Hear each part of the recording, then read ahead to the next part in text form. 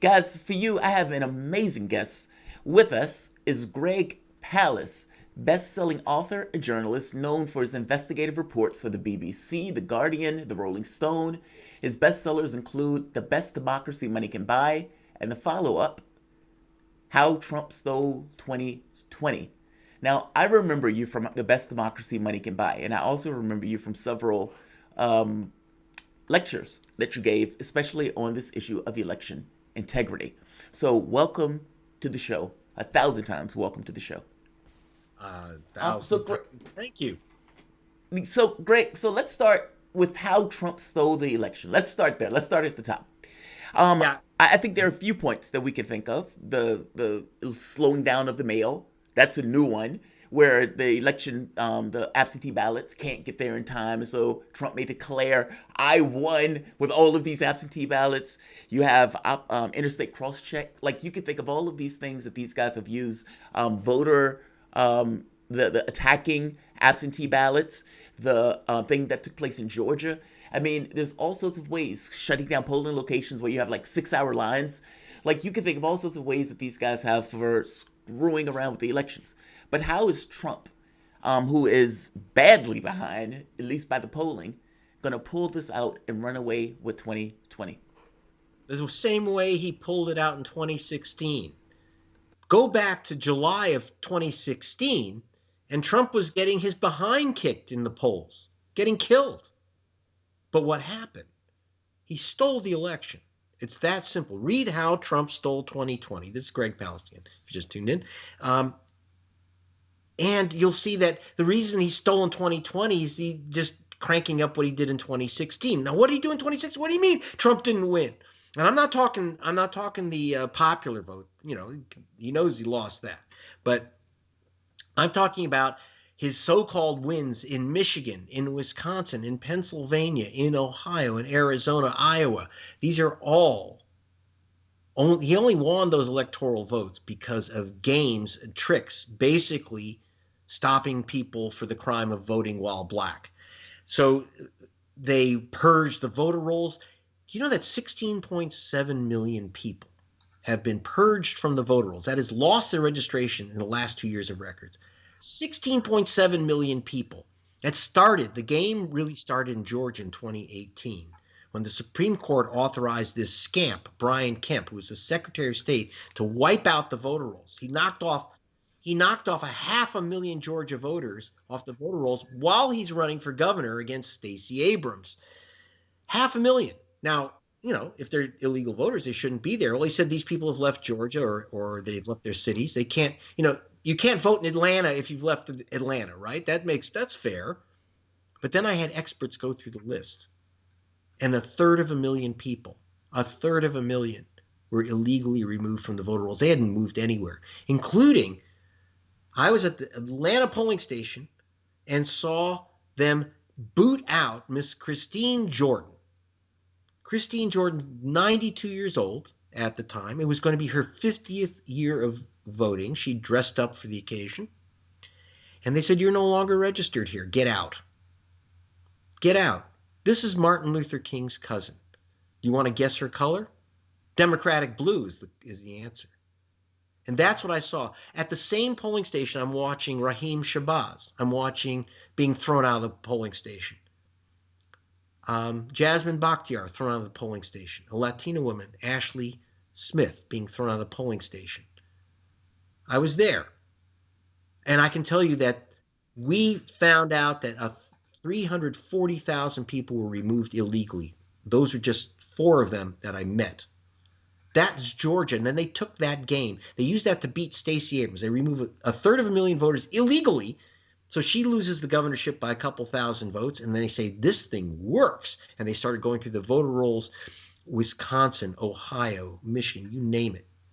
Trump did not win 2016. He stole 2016. And they're using the same techniques to steal 2020. But listen, they can't steal all the votes all the time. So don't worry, we can steal it back. And what I mean by that is that we can bust the burglary. You can protect your vote. We can let the voters pick the president. Wouldn't that be a nice idea? That'd be astonishing. That's a new one. That's a new idea.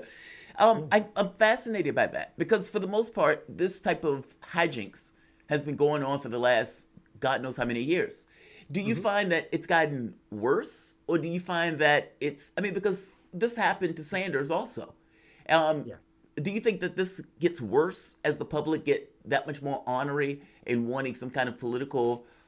Because right They're now getting you have all of these people in the far more. streets. Here's the deal. They're getting far more sophisticated. One thing, and by the way, in Trump, you mentioned Bernie Sanders. It's mainly the Republicans who are going after voters of color, because why? Look, if you're gonna, it's easiest to knock off low-income young voters, voters of color. Who's going to defend voters of color that are low income? No one. Okay, so they know that those are vulnerable voters, so they get rid of them without anyone raising a shout. And so who's going to get an advantage will be the GOP. So the GOP has good reasons to get rid of voters of color because their votes are colored blue. Now, Right. but does that mean it's only the GOP? Sorry, guys. Take a look at the chapter in How Trump Stole 2020 called California Reman. And there you'll see that the Democratic Secretary of State of California is playing vicious, vicious games because while he's running the election, he's just like Brian Kemp of Georgia. You got a Republican running for governor. He picks his voters, removing the voters he doesn't want. Well, the same thing happened in California where the Democratic Secretary of State removed the voters he didn't want. Except in his case, once again, it's young voters, Latinx voters. Because why? Latinx voters are all voting for Tio Bernie. Well, you're not allowed to do that. Not in They're not going to let you in California. So, no, you can't vote for Tio Bernie. So Latin voters, out. Asian American voters, out. Student voters, out. You know that. So Democrats have done it too. But here, the real issue for this November is what they're doing to voters of color, and it's almost entirely at this moment the GOP. And I have to name names. I'm nonpartisan. You know what? You want to vote for Trump? God bless you. If Trump gets elected by the voters, hey, I live with democracy. I'll live with democracy. What I won't live with and won't tolerate is shoplifting the election. And they've gotten far more sophisticated. For those who know me, know Greg Palast. I'm the investigative reporter with BBC Television who uncovered that tens of thousands of black men were removed from the voter rolls of Florida back in 2000. That made George W. Bush president. He won Florida by just 537 votes. 537 votes by removing 58,000 voters, almost all of them black. And I'm not by the way, I'm not guessing if they're black. It says BLA next to their registration names. I uncovered that con. Not one, and I want to tell you, Jamal, not one was an ex-con who couldn't vote. Every single one was guilty of no crime but voting while black. They Well, got Greg, away, made right it there worse. for the moment in Mm-hmm. Florida, because that Mm-hmm. Hayden Chad thing was a really big deal. I mean, it like you said, put George Bush in office. And I remember all of these black congressional candidates in the House of Representatives came up and said, "You have disenfranchised my constituents. This vote shouldn't go past." And Al Gore gavelled each and every one of them down. They couldn't find not one Democrat in the Senate in order to challenge that election. Why don't Democrats challenge this stuff in the courts? I mean, that seems to be the most operative question in the world, right? If you're talking about John Kerry Everyone, in Ohio. I got to tell you, everyone asks the question, well, where are the Democrats? It's their voters, right? Well, yes and no. It is and it isn't their vote. So, yes, I have a chapter in the book called Silence of the Democratic Lambs. And I admit I don't necessarily know the answer. I can give you some guesses. One is that they don't understand how the votes are being stolen. They're not very sophisticated. I was stunned at the lack of sophistication at the DNC when, as a reporter, I went and I said, okay, I'm here with The Guardian. And I spoke to Terry McAuliffe, who's head of the Democratic National Committee. And I said, Governor. He used to he be governor became of Virginia. he was chairman of the Democratic Party. And I said, Mr. Chairman, here's the evidence that they're stealing that they've removed all these black voters from the voter rolls. What are you going to do about it? He said, oh, on election day, we're going to have lawyers in the polling stations, lots of lawyers. Well, here's a problem. You can have a lawyer at the polling station, but if you've been removed from the vote, you're not going to vote. They're not going to count your ballot, period. They'll give you a provisional ballot, but if you read the book, 2.5 million people, mostly voters of color and young people, uh, are sent.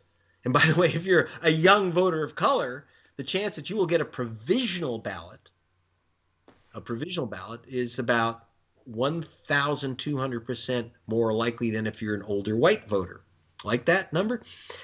So what is a provisional ballot? It says that if, oh, well, you're missing from the voter rolls, or they don't like your ID, or they basically don't like the color of your skin, and they hand you this ballot, they say, fill this out, we'll count that later. You know they won't. 2.4 million provisional ballots were counted. 935,000, that's just about 1 million of those ballots, almost half, were thrown in the garbage. And who gets those? Again, voters of color. Why don't the Democratic Party say something? Beats me. I have the chapter. I mean, one of the issues when I say Democratic Party, let's be more careful about that. We mentioned Stacey Abrams. Now, she hired my group, the Greg Palast Investigative Funds experts. She hired our expert team. She mentioned that. But beyond that, she raised hell. She said I was cheated out of the governorship of Georgia by Brian Kemp's Jim Crow tactics. And she specifically cited my work, saying because the Greg Palast team discovered that 340,000 people were illegally removed, those are my voters. That's my governorship. So, but Stacey Abrams is African American. That is, Stacey Abrams was the first black woman to ever run for governor of any state in America. And she raised hell. John Lewis raised hell. May he rest in peace. Alcee Hastings of Florida took my Rolling Stone expose of the theft of the vote around the country, the theft of the vote from voters of color. He took my Rolling Stone article and he literally said he walked it across the Potomac River to the Justice Department and put it in the Attorney General's hands and said, here, I want you to read Greg Palast's article, and I'm not mailing it to you. I'm putting it in your hand so that you can't say you didn't get it. But still, stuff doesn't happen because the problem is it's not the Democratic Party. It's the white congressional caucus in the Democratic Party, which, don't forget, if you let every African American vote, every Latinx voter, every Asian American vote, if you let every student vote, you're going to have a very different Democratic Party. So you're asking some of these Democratic politicians to literally commit electoral suicide to protect your vote. They don't care. Wow. So I guess the question that's just inherent in this conversation is, how do you protect the vote? I mean, because I don't want people to get the feeling that their vote doesn't matter, because it does, clearly. Otherwise, they wouldn't necessarily be trying to stop them from doing it. But how do you protect it? I would not have written a book called How Trump Stole 2020 if I thought that was it. It's not a prediction. Exactly, right. A warning.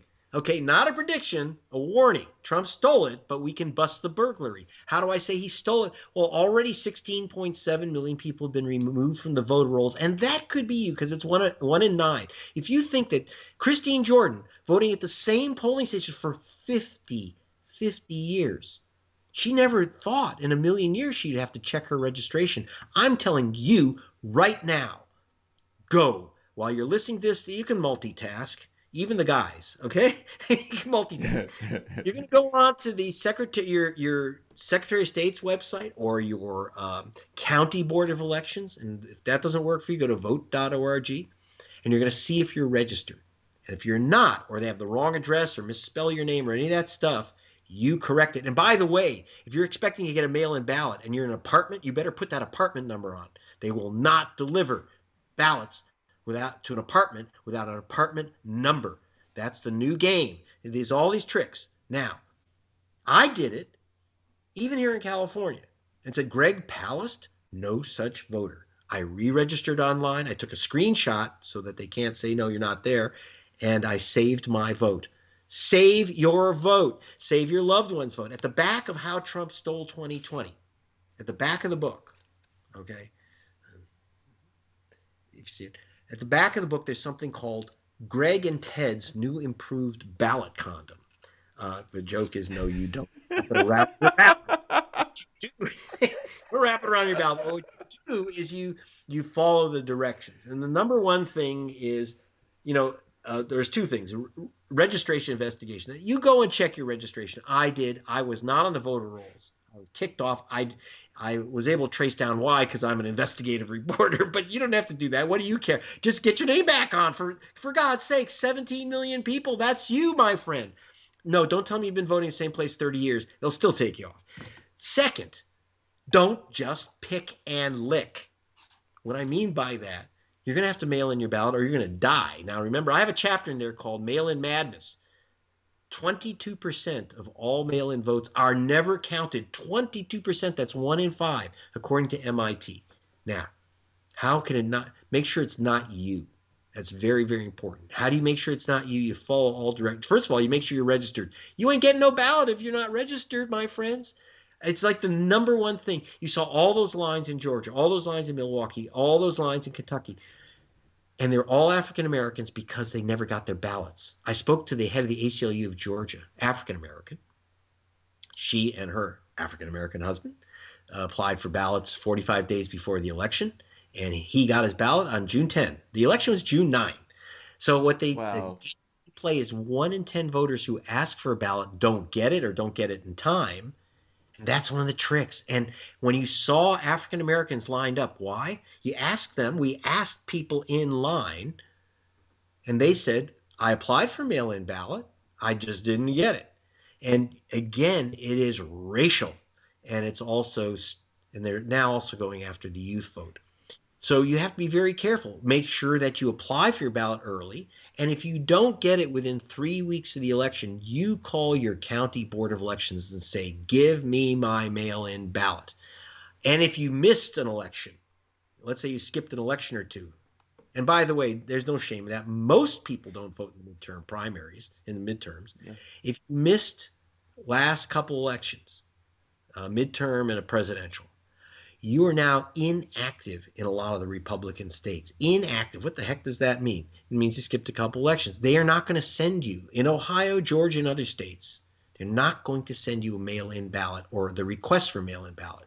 So you're going to have to call them. You still are entitled to one. They just won't send it to you unless you make a personal special request. I know it's work, but isn't your democracy worth it? I'm sorry, John Lewis is being buried this week. You know, he was almost beaten to death on the Pettus Bridge. I was there on the Pettus Bridge, not in 65. I was there in 16 and walked that bridge with Senator Hank Sanders, the African-American state senator, who had asked me to come down to Selma, Alabama, where the bridge is. Great advance that an African-American represents Selma, Alabama, where the voting rights movement really took off, and where black people couldn't vote. Great. But guess what? He brought me down because his name was missing from the voter rolls. And he's the state senator. This is the trickery. So John Lewis, when he crossed that bridge, they almost beat him to death. He was in a coma. Yeah. All right? You don't have to go into a coma. You don't have to face police batons, I hope, to vote. But you are going to have to call your county board of elections. You're going to have to look up your registration. And when you get that ballot, you're going to have to fill it out so carefully. And if you're in states like Wisconsin, you're going to have a witness signature. And if you're in Alabama, you're going to have a notarization of your ballot. Notarization. Wow. It's insane, but do it. Greg, I listened to you for this, and I agree with everything that you're saying here. John Lewis, you're right. He got beat just for the temerity of the vote, to be able to make your opinion, your political disposition known, and put that particular representatives who represent your interests. I think listening to you, though, it becomes clear that there's an us and them that's taking place, because they have made a choice to basically say, we want to eliminate a certain segment of the voting population off the rolls. We don't want these people to vote. And we need to come up with ways and means and these kind of legal, bureaucratic fig leaves in order to keep these people from voting. From a larger perspective of what it is to be an American and from America, and from this larger perspective of being a part of a country, that's dispiriting, to put it mildly. I mean, there should be no situation where you have people in the country that actively try to prevent other people from voting.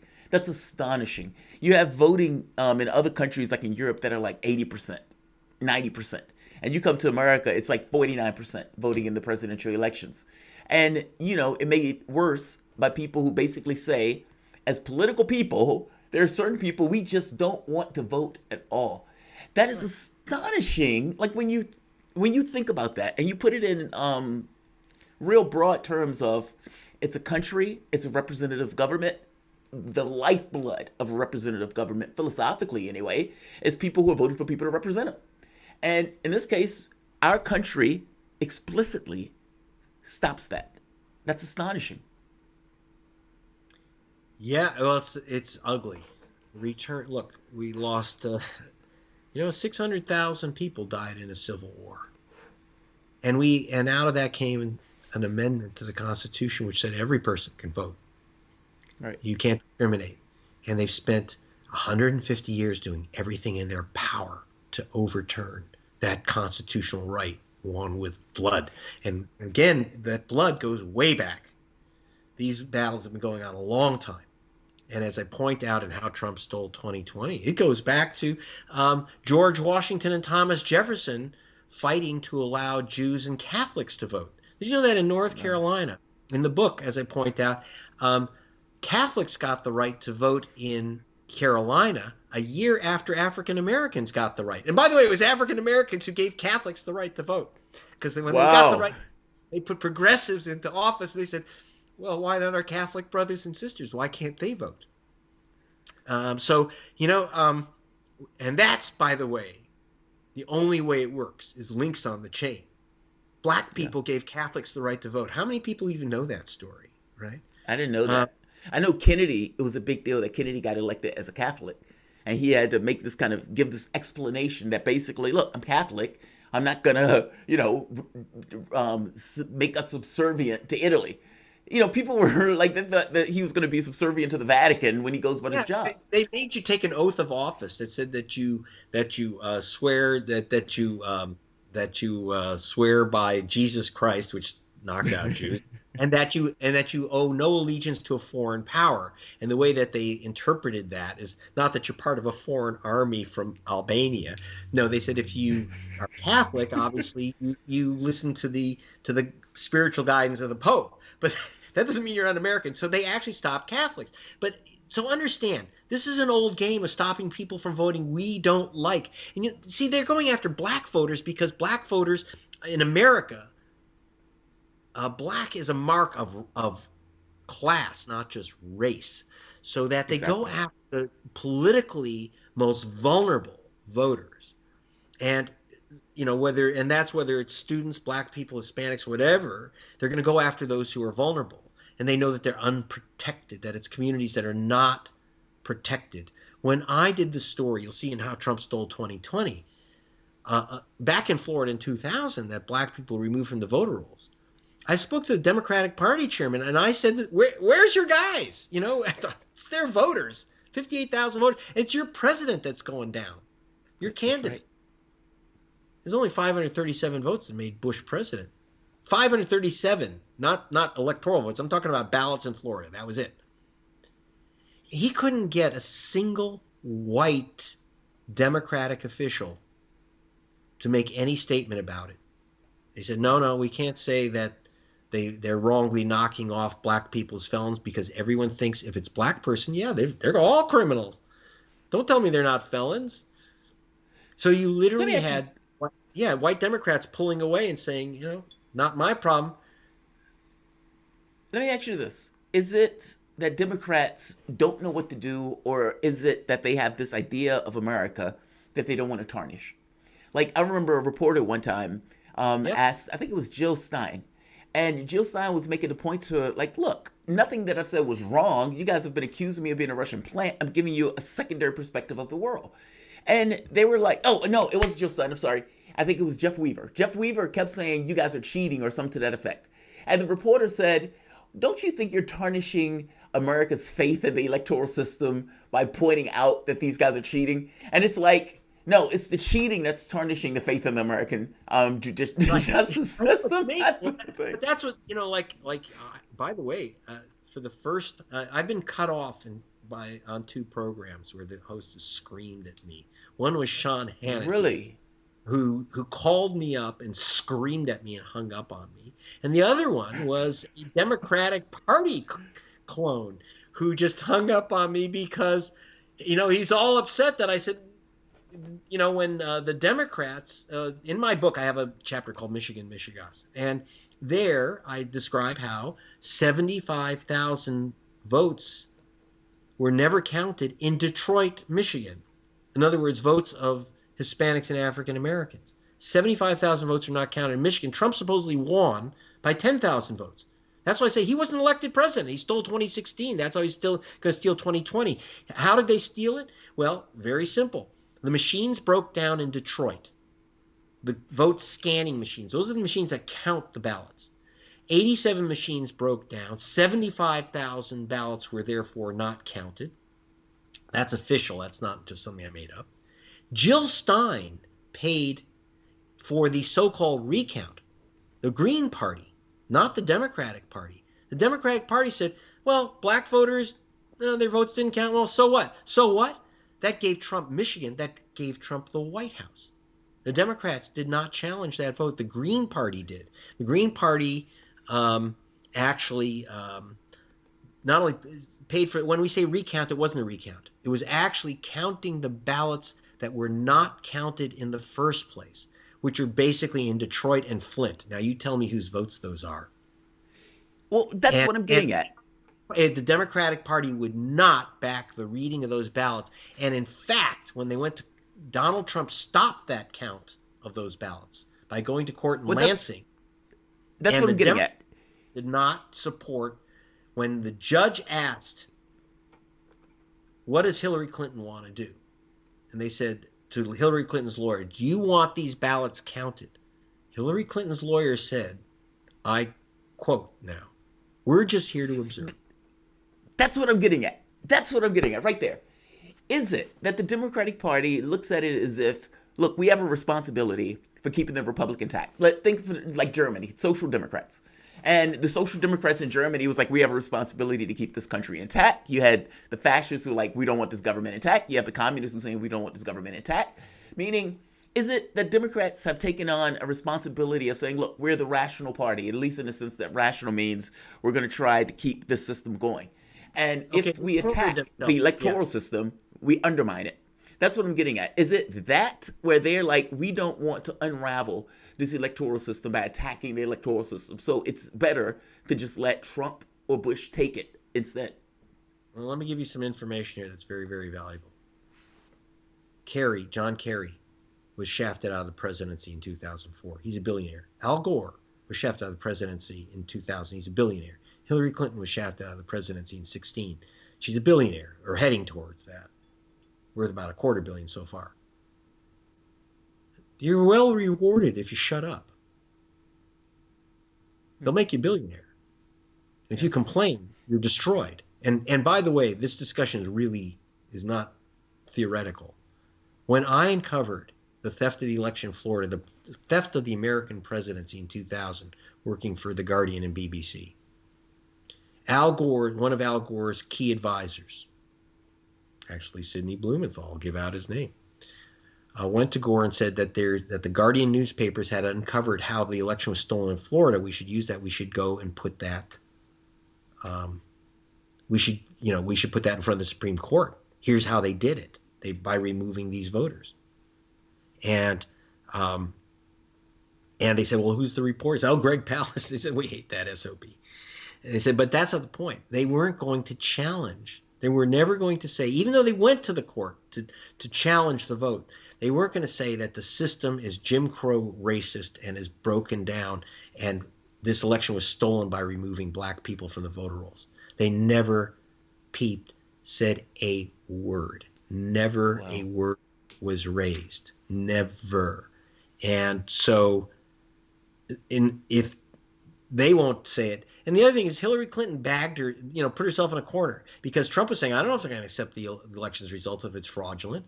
So Hillary Clinton then said, ridiculously, insanely, no one's ever challenged an American vote. No presidential elections ever been challenged in America.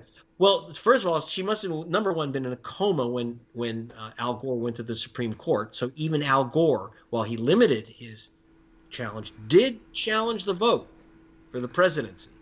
The second is that about a third of our elections have been contested and identified as stolen. And the fact that the Democrats have suddenly decided they're not going to complain about it, we had, here's a bit of history trivia. It's in the book. It doesn't hurt to know a little history, Americans. After the Civil War, there was the race between the Democrat Tilden and Rutherford B. Hayes. And what happened was, not many people remember Hayes-Tilden, but here's what happened. Tilden won the popular vote. Tilden won the Electoral College. Wait a minute. So how did the other guy become president? The answer is pretty simple. They cut a deal. They bought off the electors, 5 of the electors. No way! They took 5 Democratic electors and said, tell you what, we're going to end Reconstruction. We're going to let the Ku Klux Klan take over. And as long as you vote for, switch your vote from Tilden to Hayes. And they did.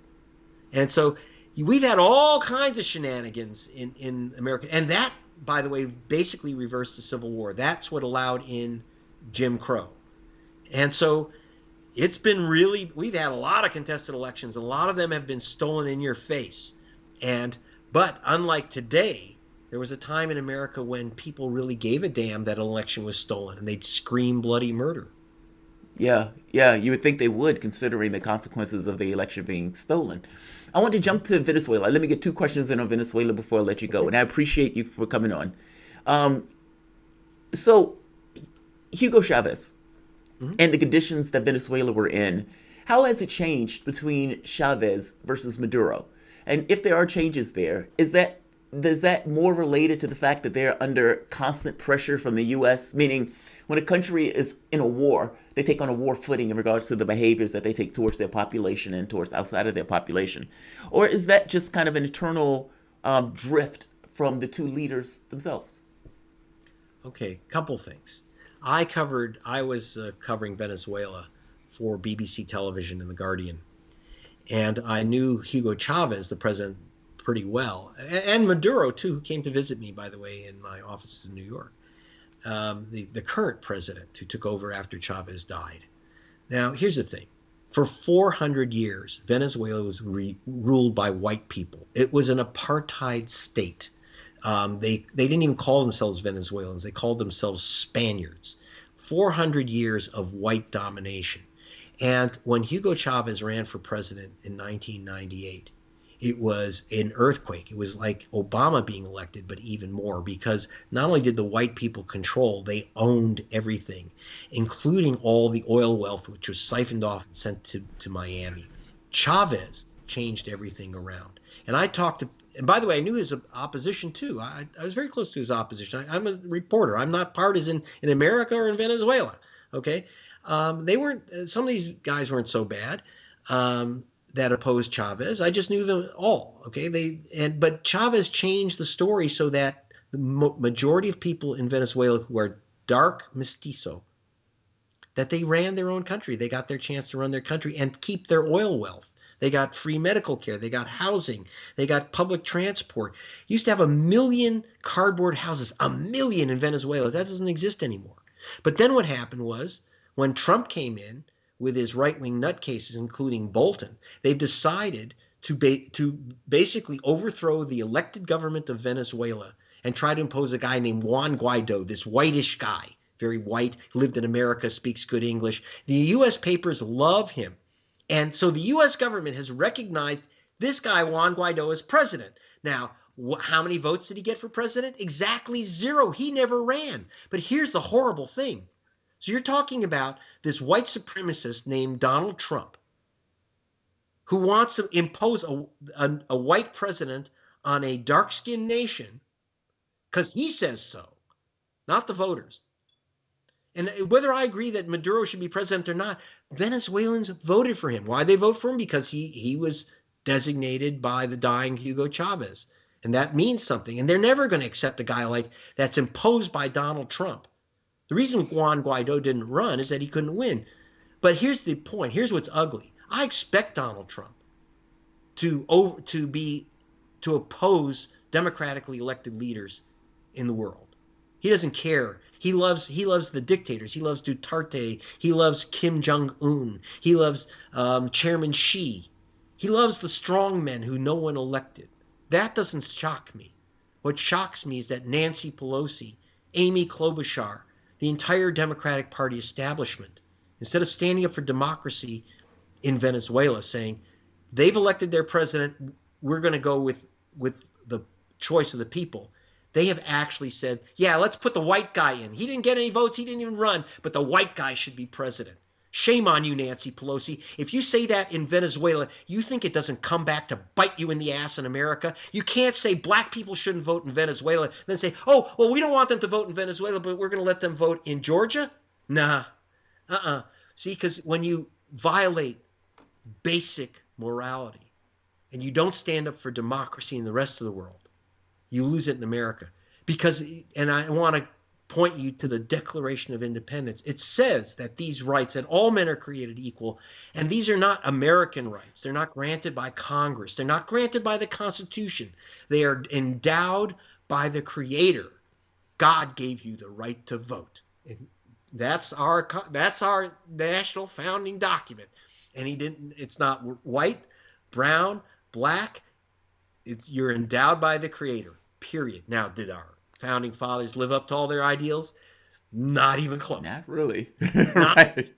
But they put down that marker.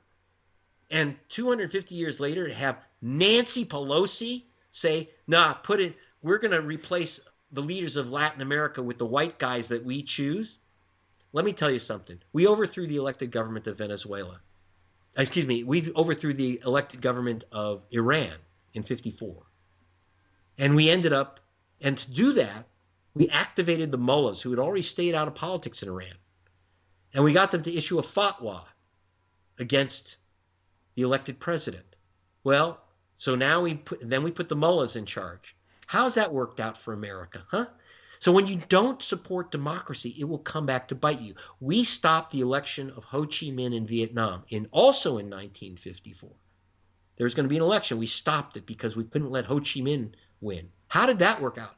So no problem in Vietnam. We just stopped Ho Chi Minh from being elected. Let me tell you, when you stop, there was a guy named John Kennedy who said, if those who make nonviolent revolution impossible make violent revolution inevitable. It bites us in the butt when we tear down democracies, whether it's Venezuela, Iran, Vietnam, Mexico, Guatemala, Brazil, Argentina. Why am I mentioning these countries? Because in my investigations, we've been messing around with other all of them. Yeah, we overthrew each and every one of those countries that you mentioned. I mean, I don't think people entirely know that. Like the banana republics, the things that we were doing was like, this country wants to get basic rights to ensure that, they get health care and a wage. Whoa, you're being a communist. And we're sending... Wait, I just mentioned, now let's look at those. I just said Iran and Venezuela. What do those nations have? What's their main export? Is it broccoli? I don't think so. I think it's oil. Oh my gosh.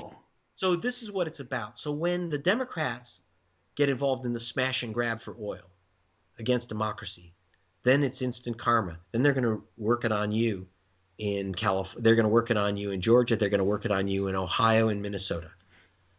The thing is, see, I think I'm a little bit more cynical than you are, because I'm not shocked that Pelosi went along with it. Because Obama, if you remember, came out and said Venezuela was a national security risk, and nobody said how.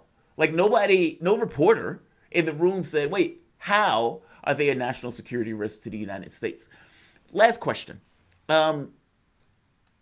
Media. Now, you've been a reporter, clearly, and being an investigative reporter, have you noticed that there is a pressure that is applied upon you in order to go a certain way with stories? So the Venezuela story is perfect example. You have these guys basically say Juan Guaido is president of a country that Juan Guaido couldn't win an election to a pie shop in. And the media says, okay, this guy's president now. And you have Western media in other countries that go along with it, the media here. Totally eating out of the, look, here's the problem. So there's what's acceptable. For example, even my book, How Trump Stole 2020, they're not going to touch it, this mainstream. And I'll tell you why. Because I talk about vote theft. And if you want to be on National Petroleum Radio or any of these other outfits, you have to talk about something called vote suppression, because no one knows what that means. What is a vote suppression? What does that mean? Look, when someone steals your car, Jamaro, do you yell, my car's been suppressed? My car's been suppressed. No, car's been stolen. And so I say stolen, and stolen from black people. You know, I'll never forget. They got this guy, Ari Berman, who wrote an article for the New York Times. It was almost a complete rewrite of what I wrote in Rolling Stone about a trick called interstate crosscheck, created by a guy named Chris Kobach of Kansas. If you don't remember that name, think Mr. KKK. He's a star of the book, How Trump Stole 2020. So the star of the book, How Trump Stole 2020, Mr. Kobach, they did this article in the New York Times. Now, I said this guy had stolen this system of purging voters, saying that voters had voted in 2 states. In my book, I have a chapter called James Brown Voted 568 Times. They removed 500 guys named James Brown, I can't make this up, from the voter rolls of Georgia because this guy from Kansas said, we looked at the voter rolls and there's James Brown's voting. James Brown's also voting in other states. They found James Brown in Detroit and James Brown in Baltimore. Now let me ask you, Jamaro, do you really think that there might actually be 2 different guys named James Brown? In fact, every single one, and I mean everyone, every one of those voters that were matched with a voter in another state, where they said it's the same voter and they lost their registration because you can't be registered in 2 states. Now, everyone had different middle names, mismatched. So David Edward Brown, James Edward Brown was supposed to be the same voter as James Thomas Brown. And that's the game that they play, but it's overwhelming. Now, how's that legal? Well, wait just a second. Here's the important thing. By using common names, 85 of the 100 most common names in America are minority names. Rodriguez, Garcia, Brown, Johnson, Jackson, Wong, Ho, Park. Now, so if you're going to use common names, you're going to knock out voters of color. I got to tell you, when the New York Times reran my story, they took out all mention of race. You couldn't say race. Just the voter. Oh, this was they removed voters wrongly. Great expose. Which voters? We're not going to tell you. Because they're not going to say we still have Jim Crow operating in America. Wow. That's, oh man, I love having you as a guest. Greg Palast, best-selling author, journalist, known for his investigative reports for the BBC, The Guardian, The Rolling Stones. His bestsellers include The Best Democracy Money Can Buy and How Trump Stole 2020.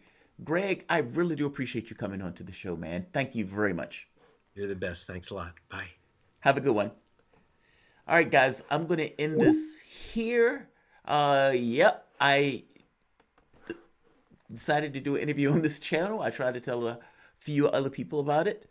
This is going to be a pre-record for Radio Sputnik, so anybody that saw this gets to see it in the beginning. And I'm also going to try to upload this either on Patreon. I'm going to be on Rofkin coming up, and that's the plan until this is over with. Thank you guys for joining me. Garden, what's up, man? So they took down my channel, right? They said that my channel had a community violation. And in having the community violation, they didn't necessarily say what that violation was. They just say your channel is going down. I've appealed it, and I'm waiting on them to bring it back. Here's the thing. If you get something wrong on your channel, say, for example, I do something, a report, and the report turns out to be wrong. If I'm basing that on information that's available at the time, you can't really ding me for that. And I even have a bit of issue with dinging somebody for getting something wrong in the first place, especially in the protection of one Joe Biden. There was a video that had Joe Biden look like he was doing blackface. Come to find out, apparently, somebody either turned the lights down or turned the quantity of the video down to make it look that way. And the person was an African American.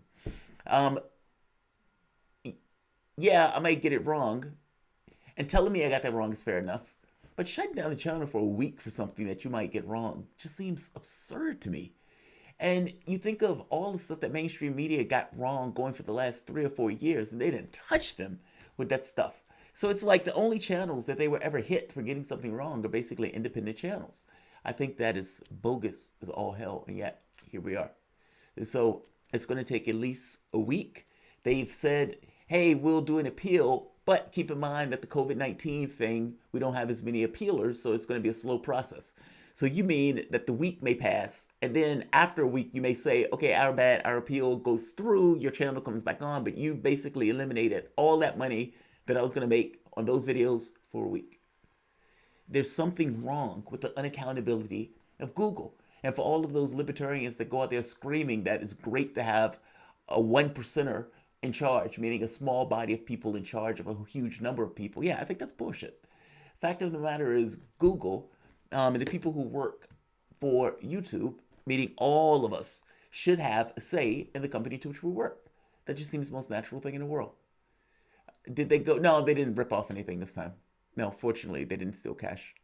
It's just I don't know what the violation is, guard. I don't know if it's yeah, I don't know what the violation is. They didn't say. They just say you violated our community standards. All right, like, share, subscribe. This is going to go up for political for fault lines, and I have another one coming up with Max Blumenthal. See you guys later. Thanks all.